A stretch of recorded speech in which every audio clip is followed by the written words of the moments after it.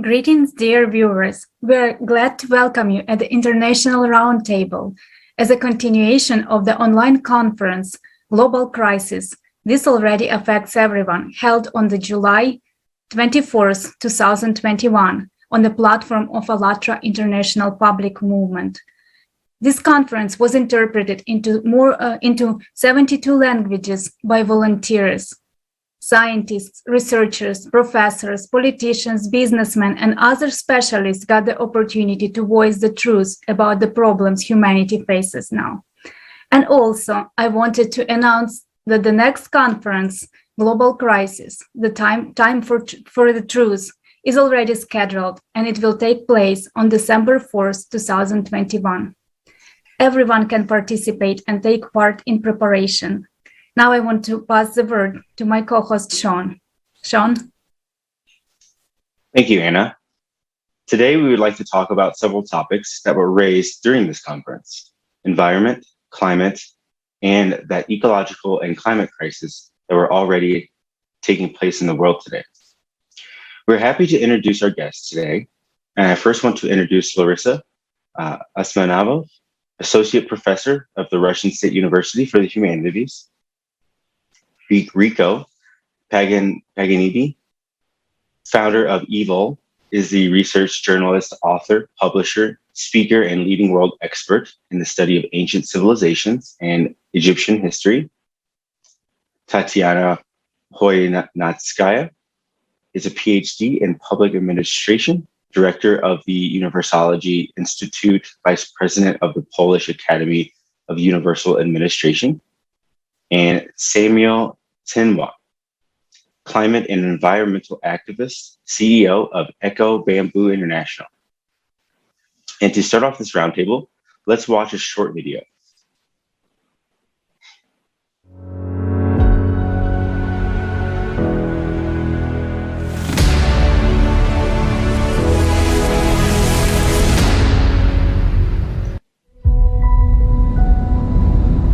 On the threshold of a global systemic crisis, as we face planet-wide catastrophes, the largest scale unification of people in the known history of humankind, organized by people from 180 countries of the world, interpreted into 72 languages by volunteers live. Thousands of rebroadcasts on streaming platforms worldwide.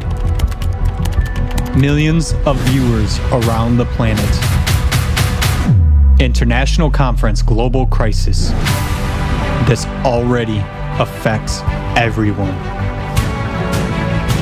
On the ALLATRA platform, a total of 72 speakers spoke out during the 12-hour live broadcast. Leading scientists, world-renowned opinion leaders, international activists and artists, and governmental representatives raised the most acute issues of modern society. What is the development of artificial intelligence leading to? What is the real scale of the ecological crisis? What is not being discussed at any forum on climate about the causes of natural disasters not related to human activity? How are we destroying the planet's resources and its biosystem? What is happening to the Earth's core? What conditions are climate refugees in? How can humanity unite to build the creative society where life is the main value? This event is completely changing the way we look at the world, because finally, people are speaking the truth. And this is just the beginning. We invite you to the next conference on December 4th, 2021. Global Crisis. Time for the truth.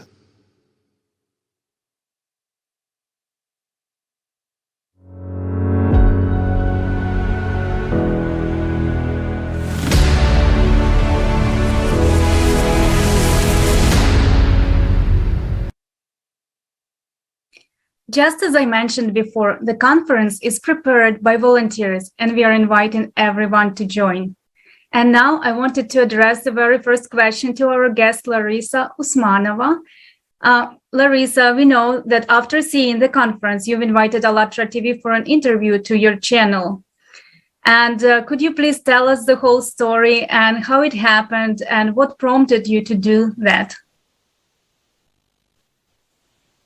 Добрый день. Я поняла, что очень созвучно мне. I understood that this topic and this conference is very echoing to me because I'm a teacher and professor at the Russian Humanitarian University Department, and I'm in charge of the practicum course, Globalization of Culture. I've been teaching this course since 2014, and the subjects which were raised at the conference actually is what we discuss with my students during the course training.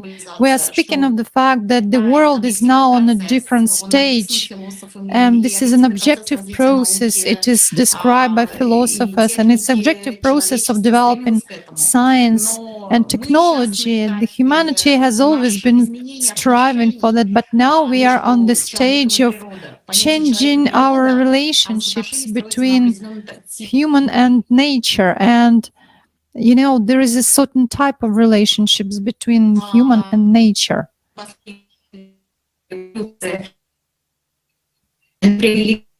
Unfortunately, not very good on the side of the speaker.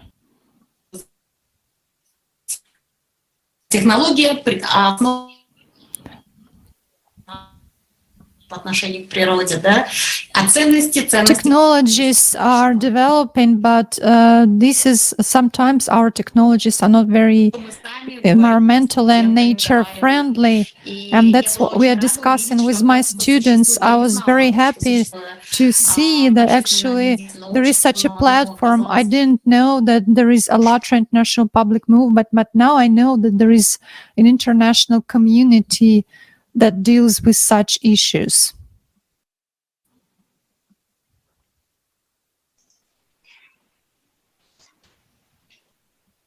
That's right. There seems to be losing connection. Thank you very much. So thank you, Larissa, for your comments. And I would like to switch over to Rico Paganini. Regarding the conference, the global crisis has already affects everyone. Can you please share your impressions of the conference and how did it make you feel? And how do you view humanity now that you've seen the conference? Yes, hello to everyone.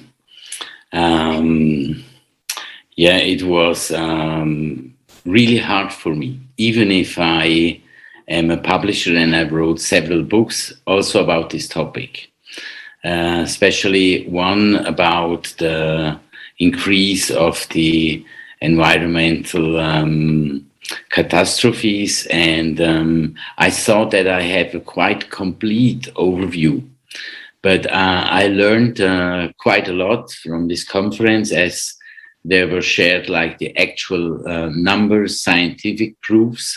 So it enlarged my point of view, my consciousness, and it even motivated me more to co-create with as many hearts around the world to really on this new global society, on this creative society, because it's the only way to make a real change within the next years. So I'm very thankful, and I'm looking forward to share with you, and afterwards also to support wherever I can, also in our other global organizations, the work and the progress for ALLATRA.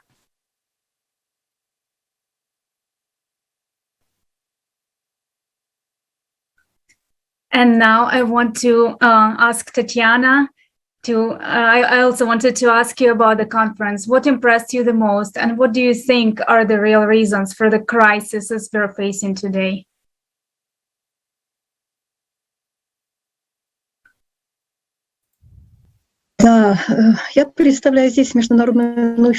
represent the International Universology School. Since 2008, we've been warning the humanity that the crisis has started, and we now see this crisis all over around, but basically the crisis began inside every human, and it's the crisis of vital life values, the goals of life, and the crisis that a person cannot overcome and resist the negative circumstances in his or her life which are imposed on him or her.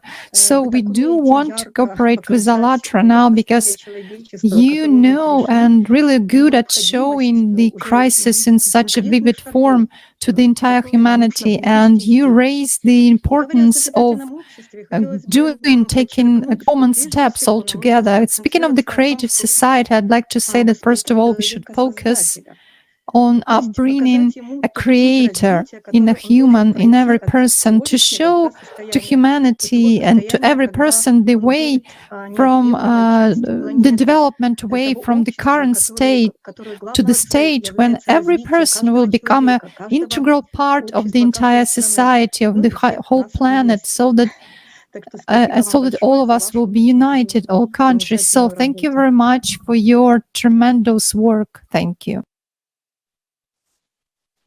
And thank you, Tatiana. And Samuel, we would like you to share your thoughts and feelings on the conference and tell us your views on the reason why we face so many global crises today.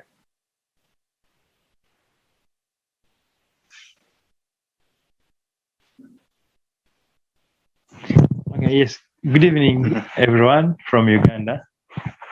I'm so happy to be here. So, I'm a climate activist and environmental activist as well.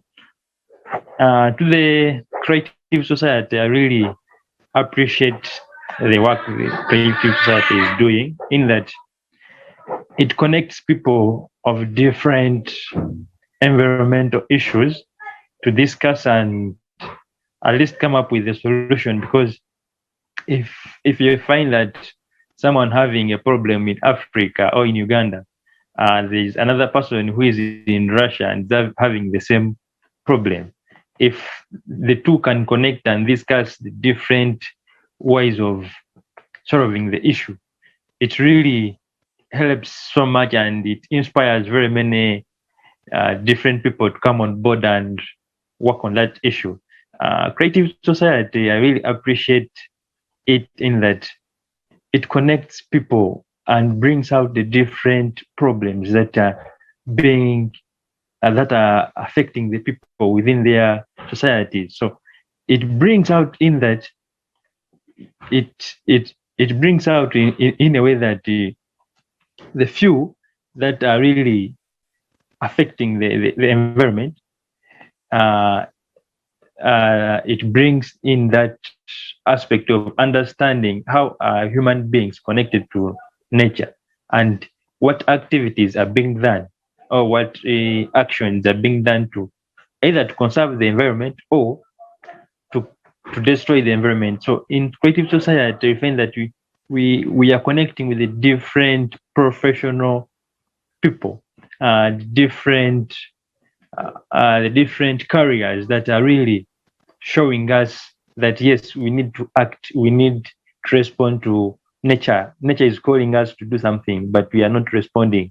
So thank you. Thank you, Samuel. And now we're gonna watch a short video about Cyclicity.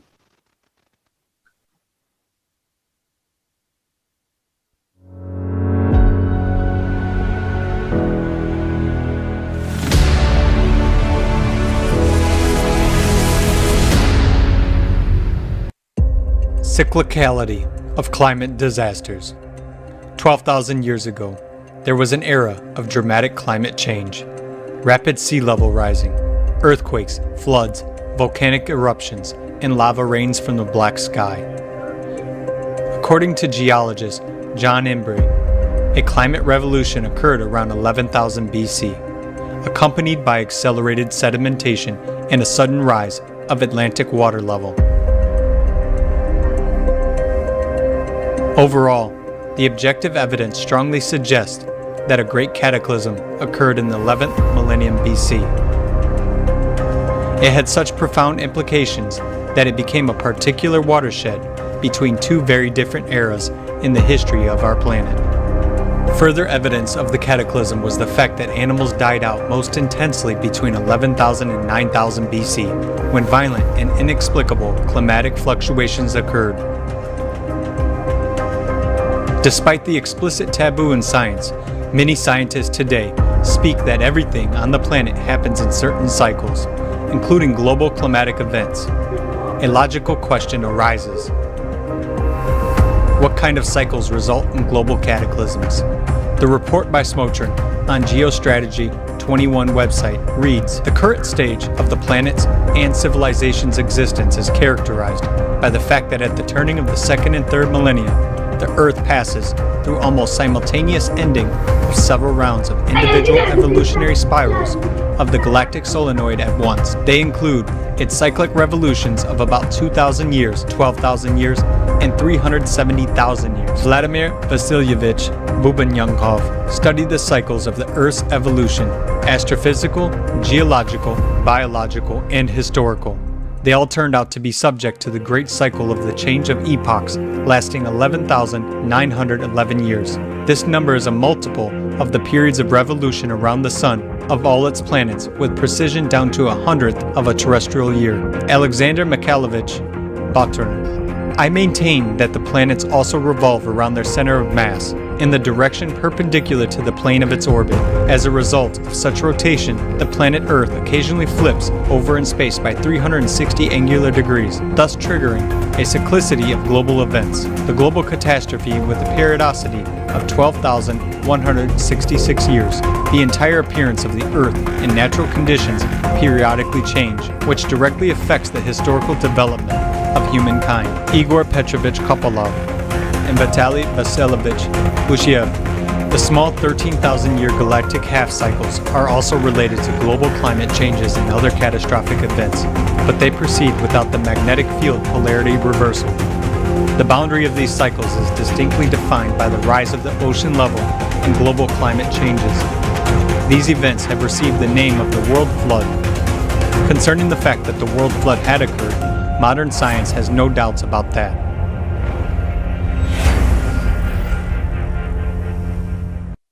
The true cause of global climate change on Earth is the cyclicality of intergalactic processes. The galaxy is a single electromagnetic system interacting with all objects in it, including the solar system. Any small changes in the galaxy is reflected in the Sun, and as a consequence affects all processes, not only on Earth, but also on other planets of the solar system. The Earth is not the only planet in the solar system undergoing climate change.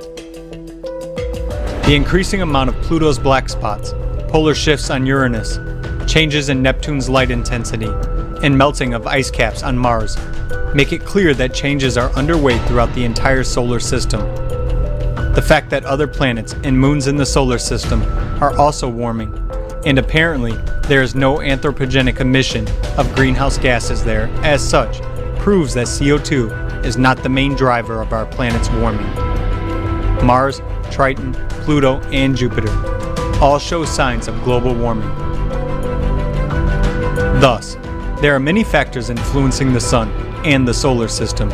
These factors need to be taken into account as they affect climate change. As stated in the report of scientists from Alatra Science on the program and consequences of global climate changes on Earth, effective ways to solve these problems. The mistake was that many scientists in the past did not consider the impact of the increasing acceleration of the universe cosmic factors and astronomical processes on the global climate system of the planet. The scientific paper by academician Nikolai Petrov, Solving the Problem of Earth's Climate Change from the Position of Laws of Life Preservation in Space, says, during one period of orbiting around the center of the galaxy, the solar system makes more than 8,000 zodiacal turns along the spiral trajectory. Due to this, the polarity of the external magnetic field is rhythmically changing with respect to the moving solar system. This means that the information magnetic field of the galaxy adjusts the energy condition of the solar system in general, and the rhythmic climate change on the Earth in particular. Global climate change on Earth is mainly a derivative of astronomical processes and their cyclicity. This cyclicity is inevitable. The geological history of our planet shows that the Earth has experienced such phases of global climate change many times before. Today, we see how climatic disasters on the Earth are intensifying day by day, and each inhabitant of the planet will come to face them one way or another. As we already know, these events will only keep increasing because it is the next 12,000 cycle that we are facing. Thanks to the knowledge from ALLATRA presented in the scientists' report on the problems and consequences of global climate change on Earth, effective ways to solve these problems, we understand that it is not only the sun that causes climate change, but it is the cyclical processes in space which are continually occurring and as a consequence affect the planets in the form of climate disasters. And we, as humanity, have just entered the active phase of this cycle. To date, scientific and technological progress does not allow us to influence global processes in space and on Earth. As a result, we cannot oppose these changes. So, the only chance to survive is to unite and get ready for the coming catastrophes that keep increasing with every passing day.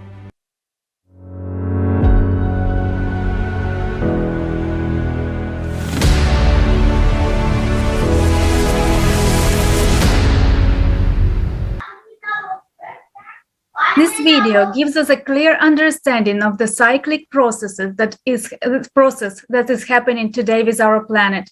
We see that the number and the power of cataclysms are growing, and that they are starting to become synchronized. Rico, could you share your knowledge about this topic? Yes, and it's interesting that it was mentioned the date about 11,000 BC.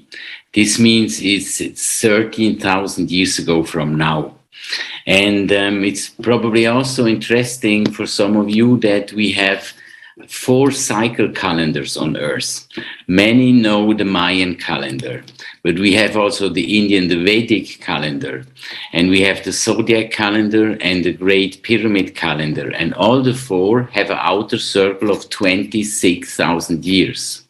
So in their point of view, when a circle ends, a new one begins, and there in between we have like 7 years as what they call the time of turning.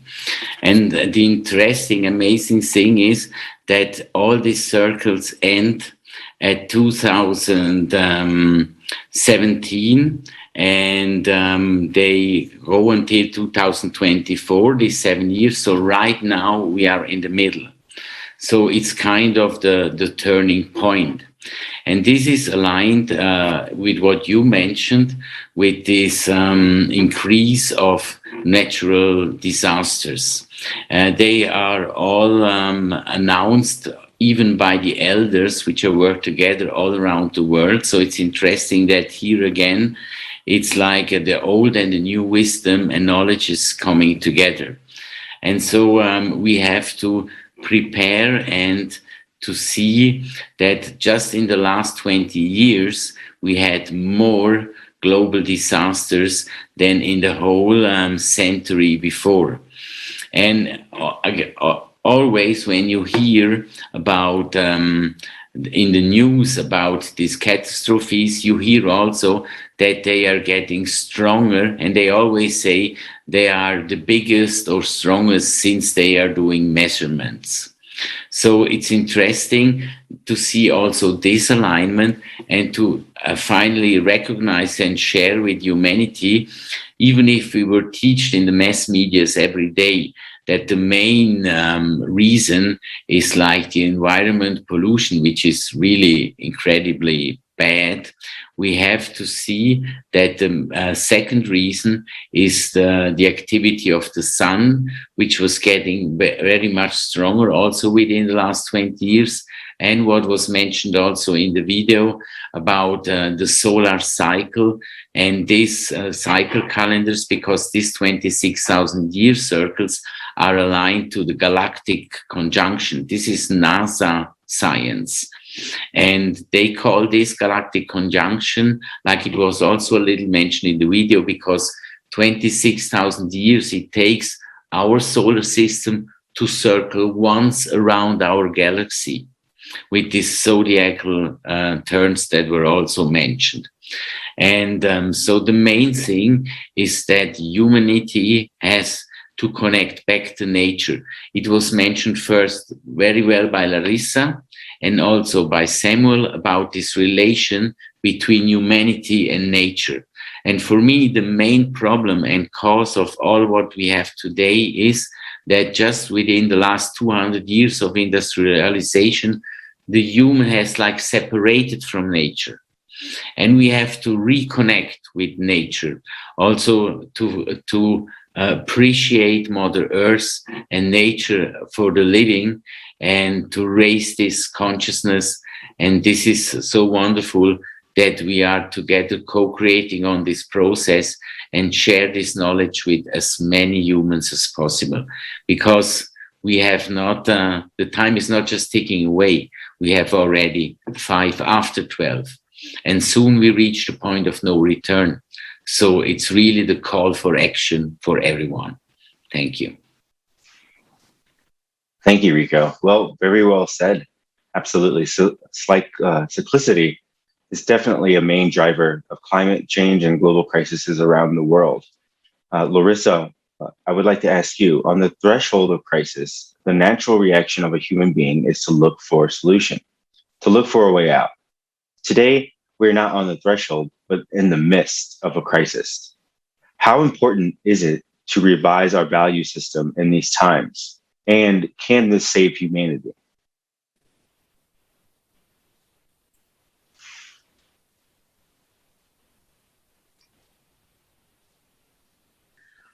Я хочу сказать, что пример исторический. I would like to say that an example from history, we already have one. When there was a local environmental crisis was overcome last year, and the scientist Kurpin Bugaydulin substantiated the social natural history of humanity. Actually, it's the studies of humanity's history in the context of geological changes.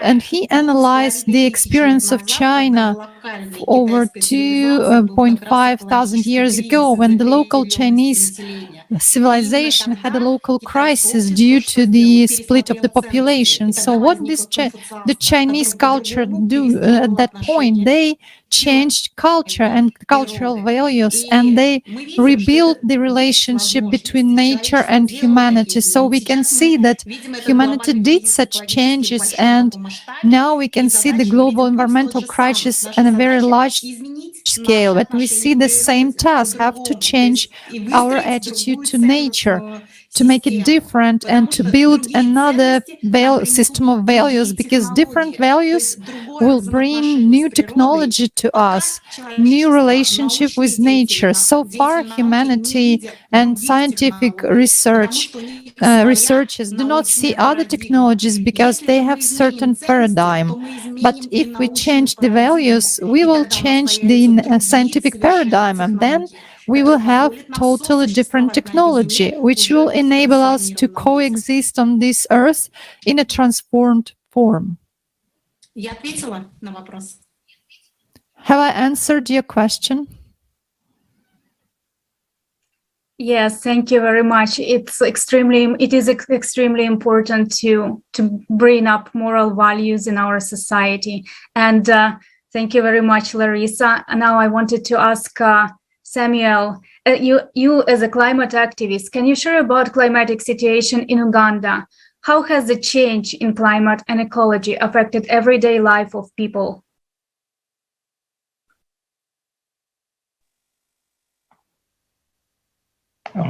Thank you. In Uganda, due to climate actions and the urge of not acting towards climate action, it has really affected people in a way that very many people have lost their lives, lost their property. Some have been not able to go to school. This happens in that when it's a rainy season, it really rains beyond the normal that we have been receiving. You find it rains and it floods, and when it floods, students can't go to school because there are no access. They are no longer accessing clothes. Homes are washed away, farms are washed away, and you find it's really a different experience. This happens in that nobody cares about the earth, and nobody cares about the lives of human beings, because there are very few people who understand climate change. And when we come about the issue of education, our education is not all about incorporating it with the day-to-day life activity. We look at different issues being employed in different fields. But if we try to bring in the climate aspect, because we don't have experts in climate, don't have experts in the environment. They are there, but they are not all that in that expert in the field as they're supposed to work. So you find it's really impacting in that our society is having a challenge of the mindset in a way that even plastic pollution is really a big problem. Industries or investors that are coming to our country, the politicians are not looking at the effects of climate, like how is industrialization going to affect the climate? How is the industry going to affect the environment? So they are just interested in welcoming investors, but they're not looking at the environmental impact assessment reports that they are being making. Because if our leaders are really looking at that and putting environment as the first priority with humanity, we'll find that every investor that comes in would be given a chance to understand the climate before even putting up any industry or an activity. So this is really affecting everybody in a way that is really challenging, because I was, before becoming an activist of environment and climate, I had gone through a climate change effect.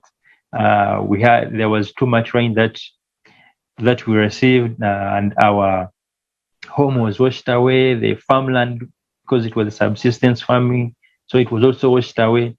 So it was a very strong change that came in, and life was really hard to cope up with.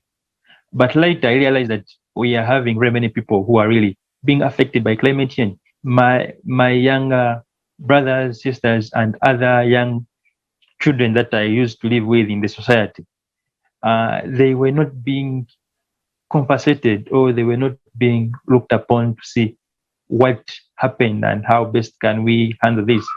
So I realized that there is a very big gap that is in between.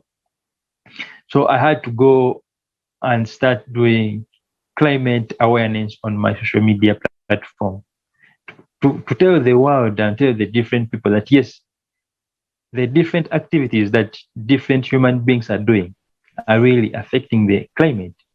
And in the process of affecting the climate, all the costs are coming back to the innocent people, because by then I was still young. So, but I was affected.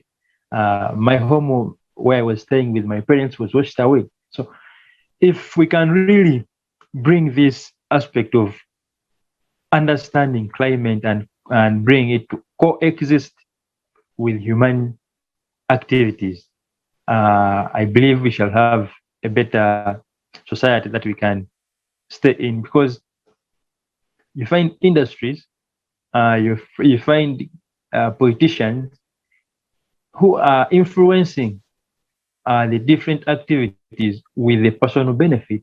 But if we are looking at a society where everybody needs to benefit, then the politician is not is not supposed to do a personal benefit job, but to do a work that is for the whole society. But I find our politicians here are selling off different environmental the different environmental resources like forests. Bugoma forest is being sold off to an investor who wants to grow sugarcane. Lake Victoria, which is the biggest source of water with fresh water, you find that it's being sold off in portions to allow investors to do water pollution. And this is really affecting again the aquatic life. And if it's affecting the aquatic life inlet, the fish which are inside there are a source of food to the different local farmers, to the different locals around, and it's giving them employment. So if an investor who doesn't mind about environment is pouring the waste into our big water source, and there's someone else who is interested in using the water source for an activity like economic activity, fishing, but then it's being polluted and no more fish be good from there. So it's all a challenge. Another one is River Rees, which is in Western Uganda. It's no longer now a river, but just a plastic river, because when it rains, it's always a mess. You find plastic everywhere. So our media houses are not so much interested in knowing the environmental issues, because they find it very hard to bring it out to the community.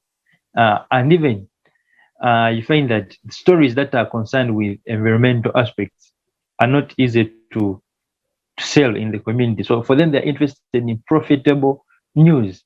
But if we can incorporate it and say, yes, we are coexisting with nature and have a mindset that shows that there is a very large and important way that nature is really giving back to humanity. So it's our responsibility to take care and say, let us protect nature. Let us do the best that we can do so that our nature remains as safe as we can. Because even the air pollution, there is too much air pollution in Uganda, and you find the different responsible authorities are not taking part in measuring this, because they are taking it to be like, who cares? But if we can come up and say, yes, we need to understand and publish every information, and how is this connected to human life? How, if this activity happens in, let me say, maybe air pollution, how is it connected to lung cancer within the different society, like the society people? So that's how really I see it and I feel like there is a very big gap between that we really need to bring to the community or the society, that they can really cope up and understand the aspect of climate change and how can we coexist with climate. Thank you. Thank you, Samuel. That was very enlightening about the current situation in Uganda right now. And Tatiana, I would like to switch to you. We understand that the consumer format is so firmly entrenched in our society and is the main cause of the crises and difficulty to finding real solutions. In a consumer format, money, profit, and power are at the forefront of everyone's minds. And this is why, to change the situation, thousands of people are joining the Creative Society Project, soon to become millions, with the goal to build a society where the main value is a person, human life, and there is no concept of power, because power belongs to every person. And such a society is based on self-governing. Tatiana, how do you see the self-government of society, and how does this relate to the responsibility of each person, in your opinion?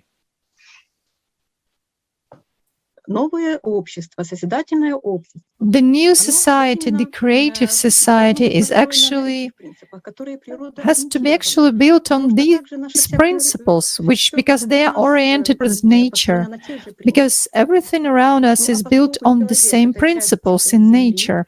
And since a human being is a part of the planet Earth, we have to be like to have this inherent in us.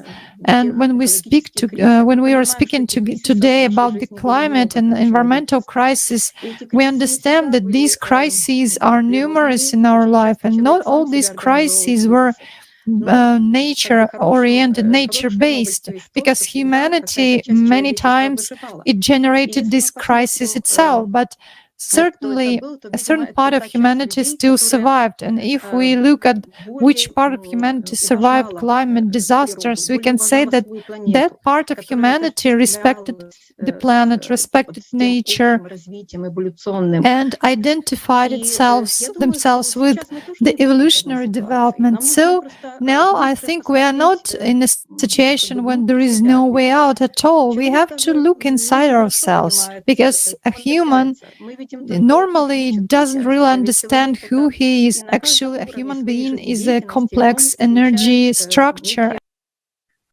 Thank you very much, Tatiana. That's very inspiring understandings you had to share with us. And just personally, it inspires me a lot to hear that a lot of people understand what's going on. And we have an understanding also how to resolve those problems.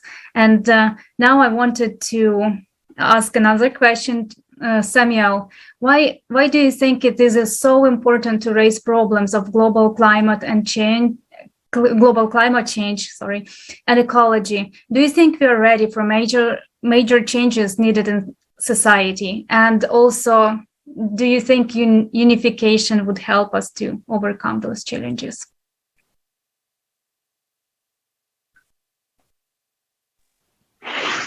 Oh, yeah, I think, in my opinion, it's really going to help so much in that very many societies are independent, are like they are working on their personal benefits or society benefits. But if we bring it on a level whereby we unite as one and handle the different environmental or ecological challenges together, it will really support in that we have come up as one body that's really working on one challenge. Because if I can give an example, like if it is a wetland that is being destroyed in a community, not only the community will benefit, but that wetland is connected to the different communities that are benefiting from it. So if the whole society unite together and say, let us protect this area, let us protect this resource, and they unite up as one and have one voice for that protection activity, I think that one will really perfectly bring out the aspect of understanding the different environmental concerns. And then I think the different societies are taking the actions to be on individual levels, and you find the challenge comes in that you cannot have the funds as a society to do a project that either needs funds. If it is conservation and you need some funds, you cannot do it as alone.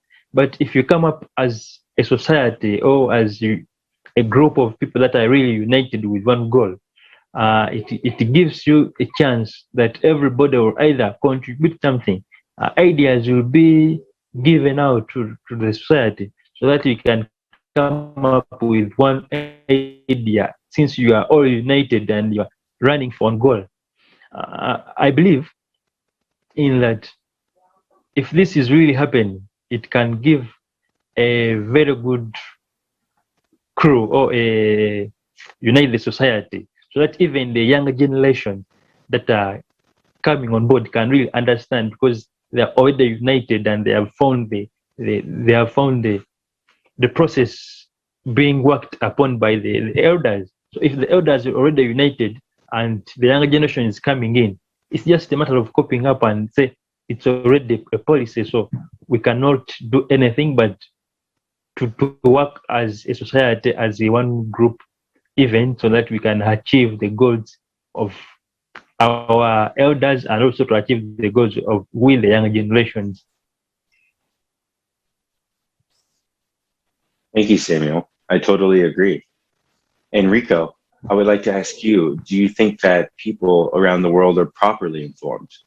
And if so, or if not, what can we do to increase awareness to everyone on the planet? Yeah, on your first questions, they are for sure not properly informed, because there are no real objectives medias anymore. And Tatiana and also Samuel again mentioned beautifully, it's finally all about consciousness. And consciousness usually is based on information and education. We have to inform and educate the people. And this is also the only way. Many people today are talking about the mass consciousness or the collective consciousness, about the critical mass. But humanity is finally the sum of all the individuals. So it will just change if we change. The global society will just reach if as many individuals as possible have their own experience, their own insights. And so it's so important, and I try this also as a journalist and author with the books and different publications, to raise this information, to raise education. I'm also doing school books, for example, about this, because we have especially also to teach the young ones about this, like the next generations, which is coming up. So yes, it's really one of the most important things to share as soon as possible, as much as possible, through information and education, to raise this consciousness of the individuals, because then we really reach and we will succeed to create this new society, this new creative or conscious society. Thank you very much. It's another inspiring view. And also now I wanted to ask Larissa, how do you think, how critical it is now to bring people together, the unification of the potential of each and every person under the current conditions, and especially facing the climate threat?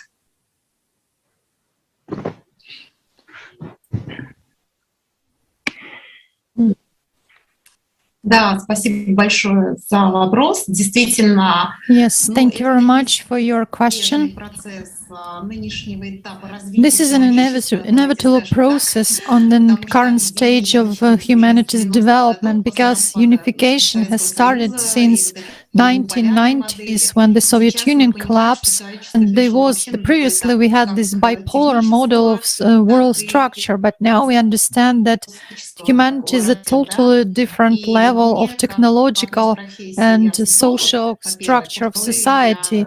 Since I'm the sociologist by my first profession, as a sociologist, I understand that now we have an inevitable stage of self-identification, global identification, because in the 20th century there was national identification, but now every person should understand that everyone should identify himself with the humanity globally, and this is the highest, the most superior position. And when everyone understands that there has to be a global human priority, no matter how strange it would sound for many people, but it should be superior to all national or other priorities. So every human, despite the skin color, nationality, language whatsoever, he or she has to understand that he's a part of some space or cosmic or global process. And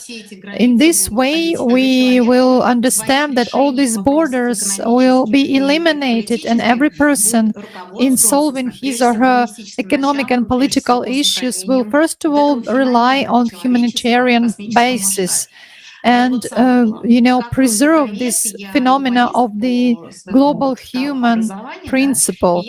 As an Orientalist by my second education, I see the example of Japan, which actually in 1990s started encountering this problem of earthquakes, flooding, and other disasters. Lately, they had a terrible disastrous earthquakes, and we can see that Japan seemed to be such a nationalist country, but now they are expanding their their principles towards unification with everyone. And this shows that a little national-oriented country is now globalizing. It tries to preserve the global community, and international programs is already active for this country. So now I think that it's not our own understanding here of those who are present here, but many people already start to understand this, and this becomes a part of the training programs in many universities. Now there are many specific educational courses.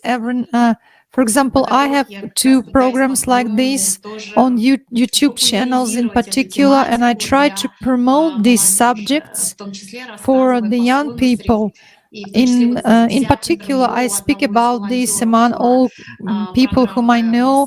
I also interviewed one of the volunteers of the Creative Society project, which Yelizaveta Khromova, she shared on my channel about the situation with climate, and it's my contribution to the overall process. Now I clearly understand that basically we are a little bit late, I would say. We are falling behind.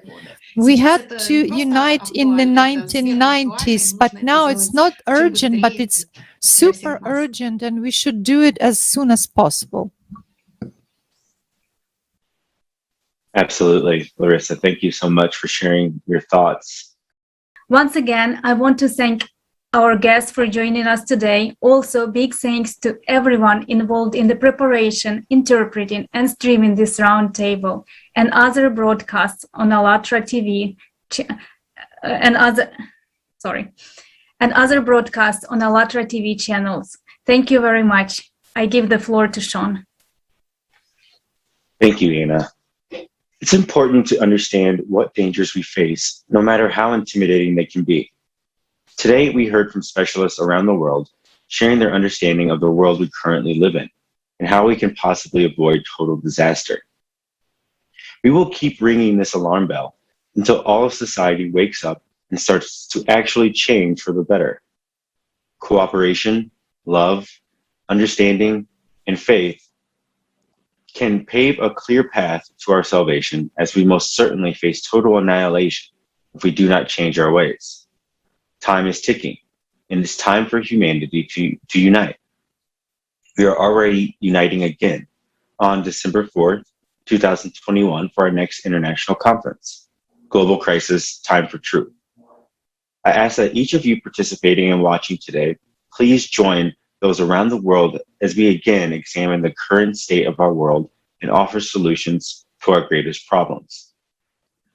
If you're a specialist or a scientist who is ready to tell the truth about the current situation, or just a person who cares, please write to the following email at info@allatraunites.com to participate in these international roundtables and our upcoming conference. And if you haven't joined the Creative Society project yet, let's watch together a short video on how you can do it. See you at the next International Roundtable.